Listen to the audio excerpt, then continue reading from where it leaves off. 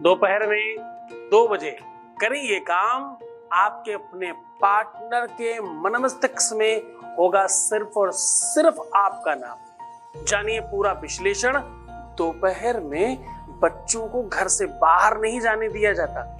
दोपहर में कहते हैं कि बाहर की हवाएं थोड़ी तेज हो जाती हैं। मैं बात कर रहा हूं परालौकिक शक्तियों की। कुछ स्पेशल होता है उस टाइम पर। पूरा का पूरा विश्लेषण बता रहा हूं।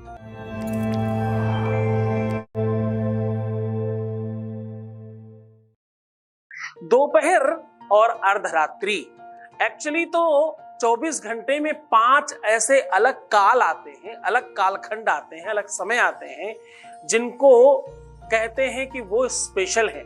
इसलिए मुस्लिम 5 वक्त की नमाज पढ़ते हैं और हिंदू 5 टाइम पूजा करता है। जो प्रबल हिंदू हैं, जो हिंदुत्व को समझते हैं, जो ब्राह्मण है, वो 5 टाइम संध्या करते हैं। 5 वो प्रहर हैं ये जो कहीं ना कहीं संधि को संसर्ग से जोड़ रहे हैं। एक चीज दूसरी चीज से मिल रही है और किसी चीज को जन्म दे रही है। ये बिल्कुल उसी प्रकार से है जैसे चूना और हल्दी आपस में मिलके लाल हो जाते हैं। यही प्रेम कहलाता है। यही वो विषय है जो प्रेम को जन्म देता है। यही वो विषय है जो 100% प्रेम को समर्पित होता है। अब बात समझिए कि अर्धरात्रि हो, 12 बजे के बाद बड़ा अजीबोगरीब समय शुरू होता है। लोगों के जहन में भी ऐसी बातें हैं। ये 12 केवल रात्रि में ही नहीं, दोपहर में भी।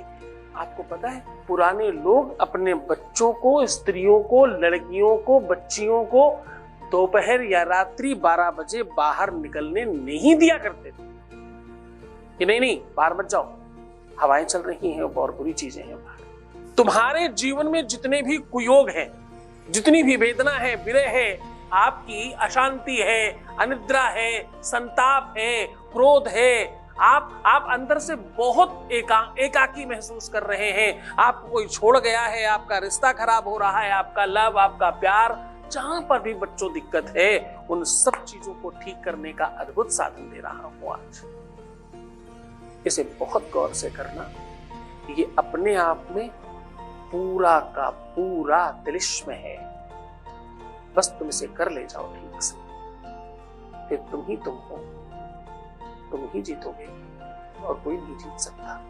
इस चर्चा को और आगे बढ़ाएंगे, उसके पहले एक वॉइस मैसेज ले रहे हैं। आपके बीच का अनुभव आपके साथ साझा कर रहे हैं। Voice message please. प्रणाम गुरुजी। गुरुजी के चरणों में कोटि कोटि प्रणाम। गुरुजी के आशीर्वाद से मेरा प्यार मुझे फिर से वापस मिल गया है और उन्होंने मुझसे बात भी की अच्छे से, और वो मिलने भी आए थे हमसे, और शादी के लिए भी उन्होंने कहा है कि पापा को भेजिएगा हमारे घर मार्च अप्रैल तक। गुरुजी को कोटि कोटि प्रणाम। प्रणाम गुरुजी। बहुत बहुत धन्यवाद, बहुत साधुवाद, बहुत सारा आशीर्वाद। ये सब तुम्हारे अपने पुण्य प्रतापों का फल है। बहुत धन्यवाद तुम्हारे हर काम के लिए, तुम्हें धन्यवाद। अब आपको तरीका बताता हूं। आपको इसके लिए चाहिए हल्दी, इसके लिए चाहिए चूना, और इसके लिए संभव हो सके तो बकरी का दूध, नहीं गाय का दूध भी चलेगा। इन सब चीजों को मिश्रित कर लीजिए। जैसे ही आप मिश्रित करेंगे, इसका रंग प्योर लाल हो जाएगा और सुर्ख लाल हो जाएगा। आपको चूना उसी अनुपात में डालते रहना है जब तक हल्दी बिल्कुल सुर्ख रक्त के कलर की ना हो जाए, आपके ब्लड के कलर की ना हो जाए, तब तक उसे चूना उसमें बढ़ाते रहिएगा। चूना वही जो तंबाकू इत्यादि में लोग घिसके खाते हैं, उसकी बात कर रहा हूं। अब कंप्लीट बन जाने के बाद इसको थोड़ा सा हल्का गीला रखिएगा। इसमें दोनों अपने हाथ छाप करके एक कागज में दोनों हाथ छाप दीजिए। हाथ आपके रंग जाए उसके पहले ही एक सूती धागा 7 बलिस्ता नाप लीजिए। बलिस्ता कहते हैं अंगूठा, और ये सबसे छोटी वाली उंगली ऐसे सीधी कर दी जाए तो जितनी जगह होती उसको 1 मानते। 1, फिर 2, फिर 3, फिर 4, ऐसे करके 7 बार नाप लीजिए और उस धागे को इसी दोनों हाथों के बीच में चिपका दीजिए। इसी लोशन के साथ, इसी व्यवस्था के साथ खूब सारी हल्दी चूना लगी हुई उसी के ऊपर रख दीजिए और 20 से फोल्ड करके ऊपर से रबर या कोई चीज लगा दीजिए ताकि ये खुले ना। इसे पीपल के या बरगद के वृक्ष के नीचे दबा दीजिए। ये काम आपको 2 बजे करना है। इस मिट्टी में जो आप दबाओगे ना तो एनर्जी का प्रादुर्भाव होगा। वो परालौकिक शक्तियों को आप आवाहित कर रहे हो इनडायरेक्टली, वो आपके काम में लग जाएंगे और आप सफल हो जाएंगे। तो मुस्कुराओ, सुंदर बनो, हर आधे घंटे में प्रणाम करके पानी पियो, अपना खूब ख्याल रखो, जितना ज्यादा हो सके उतना मुस्कुराने की कोशिश करो। तुम्हें सिर्फ अपना ख्याल रखना है।